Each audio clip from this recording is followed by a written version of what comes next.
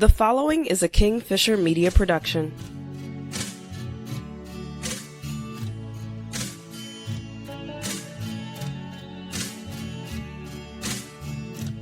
Hey guys, you're listening to the In the Blood podcast. I am your host, AC Bergen-Fischer, and thank you so much for listening, whether you are a new or returning listener. I'd like to invite you to find a quiet place where you can consider what's being shared with an open mind and a receptive heart. Before we begin, though, the following disclaimer. I am not a therapist, and nothing presented here should be considered as therapy. If you feel that therapy would be beneficial, please seek out a licensed therapist who you trust. Hey guys, I just wanted to start off today with a couple of announcements. The first one actually is extremely exciting. It is big news for me and hopefully just as big for you. As most of you already know, I have been guest co-hosting on the Estranged Heart podcast once per month with Creed Revere, and those conversations have been fantastic. So fantastic, in fact, that she has graciously invited me to become a permanent co-host and a long-term fixture on that show moving forward. And I have accepted that wonderful offer because I've gotten so much out of the conversations. You know, on this show, I like to talk a lot about, relationships. And sometimes those relationships cross into the same kind of territory that is covered on that show, which is specifically geared towards family estrangement. So in order to keep everything properly compartmentalized, I think the primary focus of the dialogue to do with the family estrangement stuff will land on the Estranged Heart podcast moving forward, and everything else will remain here. And yeah, so I would encourage everybody, check that out. It's just a great project, theestrangedheart.com. And yeah, look forward to many more conversations between Creed and I. Of course, check out all of the previous conversations that she's had, both by herself and also with guests, if you'd like to learn more about how much of a struggle family estrangement can be. As whether or not a lot of people realize it, most of us have been touched by this painful and sometimes confusing issue. It's just we don't always know how exactly to define or label it. And for that reason, I would strongly again encourage all of you to check that out. The other announcement I'd like to make is that, as I mentioned, I think it was last week or the week before, I had been invited to play a small role in the production of the Life Happens One Step at a Time podcast, which highlights the struggle of someone who has dealt with every kind of imaginable abuse and has learned and is continuing to learn how to navigate, obviously, the difficult scenarios that find their roots in a history like that. And we have begun the recording sessions for that. So the first episodes should be available actually coming up really soon, hopefully in the next week or two. So you can keep an eye on my webpage for news about that, which is acfisher.com, acfischer.com, as well as anything to do with my own podcast appearances, whatever I'm currently working on, anything else like that. As well, if you're interested to hear a brief biography about me and why I do what I do, that is also available there. Anyways, we're coming up on the 4-minute mark of me blabbering on about announcements, so I think it's time to just get into the meat and potatoes of what I was hoping to talk about today. So I wanted to start off with a quote from one of my favorite authors and speakers, Christopher Hitchens, who said, "Those who are determined to be offended will discover a provocation somewhere." Okay? And the reason that quote is kind of important to me is because it ties into something that I have said many times over the years. It's sort of become a quote that's associated with me everywhere I go, which is that offense is taken, it's not given.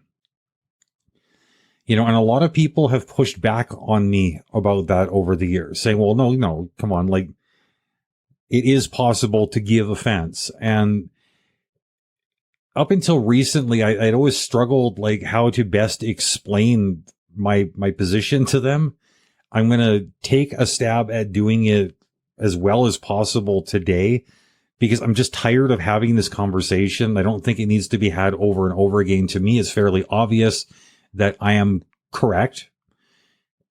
To those who think that I'm not correct, well, I'm hoping to change your mind today. And while I don't typically like to default to dictionary definitions, because I find that, like, most of us, when we're having a conversation, we're not using dictionary terms. We have our own ideas about what words mean. And that's why I think, like, if you're going to have a conversation with somebody, the first thing you have to do is agree upon how we're going to define certain things when we're having a conversation, and it doesn't mean we got to sit there and jot down a list on a yellow legal pad. It could be just something as simple as if I use a word, you just say, hey, can I put you on pause? Like, what did you mean by that? Okay. And it doesn't even have to be like an outlandish word. It could be something simple, right? Like, if I am going to introduce you to my partner and say, this is my wife, what does wife mean to you? What does wife mean to me? And I think all of you are already probably thinking, well, I know what wife means. But some people might think wife means that we went through a marriage ceremony in a church, because only a church wedding is a real wedding, right? Other people might think, okay, well, you've gone through some sort of ceremony. Maybe it was a church. Maybe it was in front of a justice of the peace. Maybe one of your friends did one of those online become a minister things. Who knows? Like, there's a lot of ways that could have happened. How I define it is a little bit differently, maybe from those. When I say this is my wife, what I mean is this is the person with whom I'm living, and we are in a committed romantic relationship.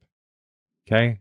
There was room for misunderstanding just right there. That's a really common word. Now, if I get into something like, saying, well, let's use the example that's on the table today. Offense. What does offense mean?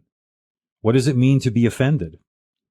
And we could argue with each other for like hours, only to find out that, okay, well, if we had agreed upon the definition of offended, maybe there wouldn't have been any room for disagreement. We might have been talking past each other this whole time because we didn't take the 5 minutes to agree upon what the term means.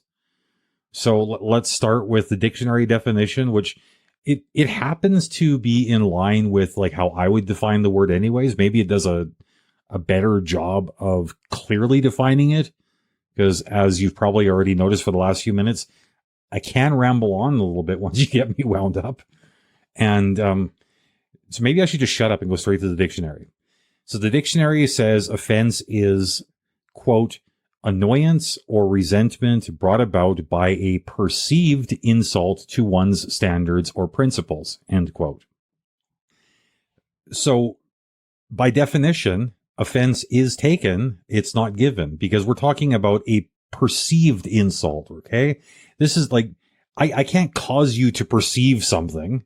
I mean, your brain is going to interpret things how your brain is going to do it, right? That isn't under my control. Like, I may be able to like sway you a little bit, influence you maybe in some way, but at the end of the day, I can't control it, which means I don't have the power to make you feel a thing. I don't have the power to make you offended. I cannot give you that offense, even though sometimes I would really, really love to have that power. Because, some people, they're just, I don't need to go into you know the kind of people I'm talking about. You know the circumstances I'm talking about. And man, like if you could make them feel some kind of way, if you can be as petty as I can sometimes, I am willing to guess you'd probably do it. If not, well, you're a better person than me, and maybe I should have you on the show and you can explain to me how I could be a little bit better. Because, I'm big enough to admit that I need the help. Anyways, what a lot of people seem to have a problem with when I say the offense is taken rather than given is that it seems that they interpret that to mean that I have given myself license to be a jerk, that I have absolved myself of any responsibility to attempt to be decent or considerate, sympathetic, empathetic, whatever. They just think, I'm just like a bull in a china shop, just like smashing through their feelings with blatant disregard for like how things are being received. And that honestly, it's not the case, because while I do believe strongly that your feelings, your reactions are kind of like your problem, your responsibility, I also don't want to make things hard for you. It's all part of the social contract, right? I mean, like, I don't want to get too far into the weeds, but I think like society only really functions in practical ways when we can all agree upon certain things, right? Like, we can agree that we are going to avoid stealing from each other, right? So I don't steal from you with the understanding that if I show you that courtesy, I can reasonably trust that you are not going to steal from me. I don't damage your property because I don't want you to damage mine. It's basically, we're trying to avoid any situation where we have invited retaliation upon ourselves. So in a sense, us being decent to each other, it is a form of self-preservation. It's a form of ultimately like paying rewards back on ourselves, right? So if I'm going to say, well, offense is taken, not given, so I can be like a total prick and you're just going to have to suck on it. Well, that's sort of like short-sighted, because if I do that, I've invited you to take the same attitude with me. And like, I don't want you to treat me like crap. I would prefer that you treat me with respect. And I don't expect that like I'm going to like approach you disrespectfully and have you return kindness for that. So hopefully that explains like more or less like what my position is, because like, while it may seem like I am contradicting myself in saying like your feelings, your problem, but at the same time saying, hey, I'm considerate of your feelings, not really. It's like at the end of the day, I think that the logic tracks. I think it makes sense. I mean, if you disagree, feel free to weigh in via email or, on social media, whatever the case may be, reach out. Like I'm not wanting to operate in an echo chamber here. I often am wrong, and I don't mind hearing about it, because if you point out how I'm wrong, that's an opportunity for me to learn. I don't have to be wrong about this again. Okay. Now, the other saying that I think has become really, really associated with me over the years is that taking responsibility is a more valuable exercise than assigning blame. Okay. So like I've just talked about how somebody else's reactions or feelings, whatever, are not my responsibility, right? Like I don't have control over that. So this again might sound like I'm contradicting myself, but like when I think about responsibility, right? Like taking responsibility rather than pointing fingers, rather than blaming other people. What I'm saying is that I'm willing to be held accountable for my words and for my actions, right? If I'm going to blame somebody else for something that I have done, I'm shifting this accountability that belongs on me onto them, right? So like if to take things kind of like full circle here, if you say something that I find offensive and I turn around and I say, you know what? You hurt my feelings. You made me feel this way. What I've done is I've shifted the accountability that I have for my own words, my own actions. I've dumped that onto you. I don't want to do that. Like these two things, like they actually tie directly together. And like, hopefully, like if you think about the way I'm explaining it, and hopefully I'm doing a good job of it, that you'll understand like kind of where I'm coming from. It's like, basically none of us has a license to be an asshole, and none of us has license at the same time to point fingers at other people and say, hey, you are on the hook for my attitudes, my actions, my feelings, my whatever. Maybe I'm not in complete control all the time, but just like somebody who gets drunk, gets behind the wheel of the car and they like mow down a family and kill them, they're going to be held legally accountable. In the heat of the moment, I may not know what I'm doing. Just like the drunk person, I might be like blacked out. I may not be doing my best thinking. I might be exercising really, really poor judgment. When everything calms down, I still got things to fix up. Okay. I still have to be held accountable. I've got to hold myself accountable first and foremost, but would be well within your rights too to say, hey, you know what? When you did that thing, I understand, okay, maybe you were having a panic attack. Maybe your anxiety got to the best of you. Maybe this was a PTSD trigger, but you were still like a right prick, and that's not okay. Like, what are you going to do to make it right? That's okay. Like, that's not an unreasonable thing for you to ask of me. Like I said, I don't have a license to be a jerk. And at the same time, I don't have a license to like point the fingers and say, well, I only acted that way because you made me angry.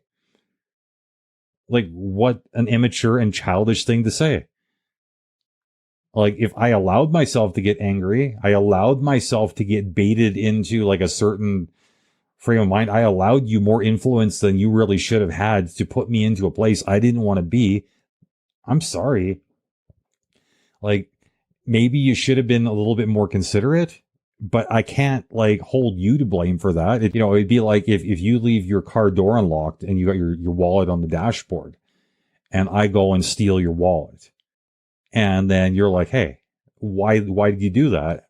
I can't turn around and say, hey, it's your fault. You should have locked your door. Like,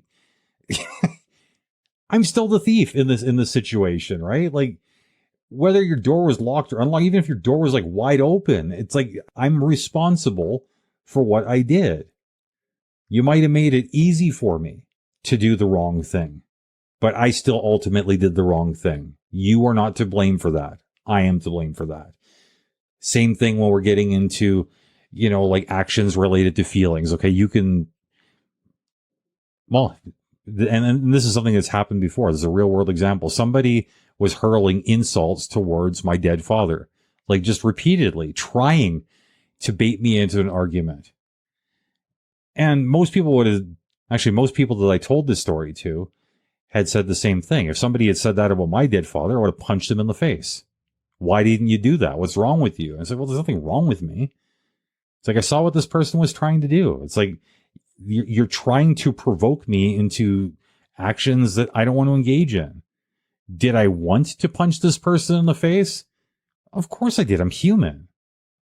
Nobody should be able to talk about like a dead relative like that, especially like some of the things this person was saying was like just intentionally gross. But offense is taken. It's not given, taking a responsibility. It's more valuable than assigning blame. Like I didn't have the right to respond physically to a verbal attack. I could have responded verbally to a verbal attack. I don't have to respond even emotionally to a verbal attack. At the end of the day, I am responsible for me. You are not responsible for me. You are responsible for you. And I think I've beaten this point to death enough, so I'm just going to like, I'm going to leave it at that. Okay? The last thing I want to say is that being offended, it's completely unavoidable at times. All of us get offended. Of course, we all get offended. Oftentimes, that offense is completely justified. Like if somebody's being just like, they're going out of their way to be a jerk. I don't know how many different ways to perceive somebody who's being an asshole. So if they're like, if I'm being, according to the dictionary definition, right, if I'm feeling annoyance or resentment because of the perceived insult to me, I can see how justified that is.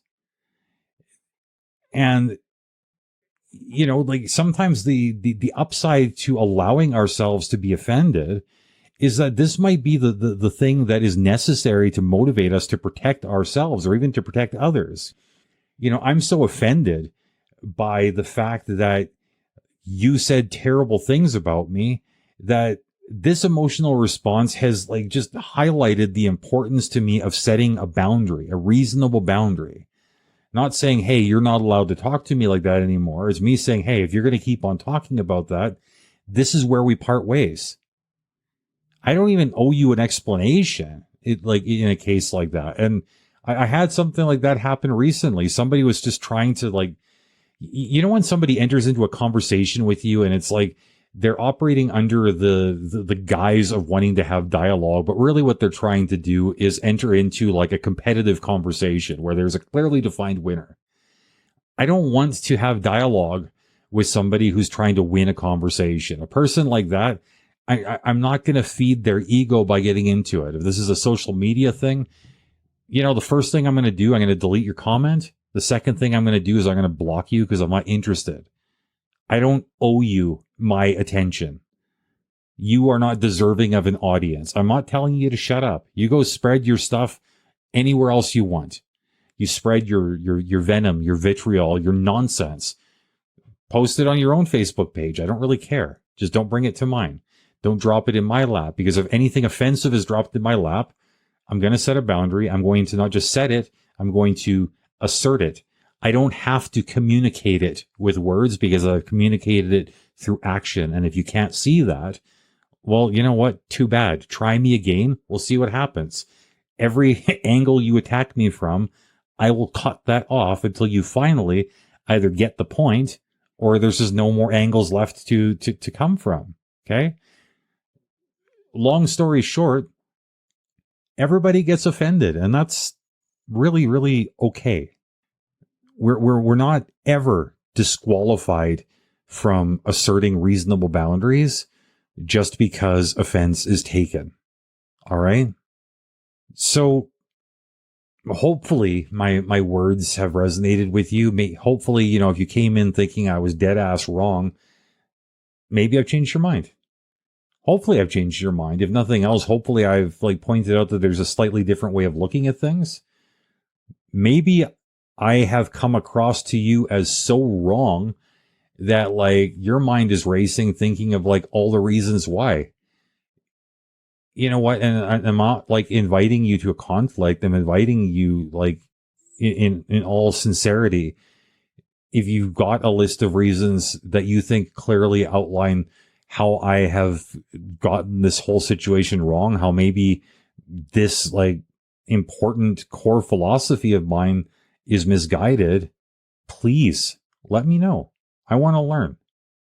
I don't need to be right all the time. You know, I think that, well, there is a definite enjoyment in being right. Of course, we like to celebrate that.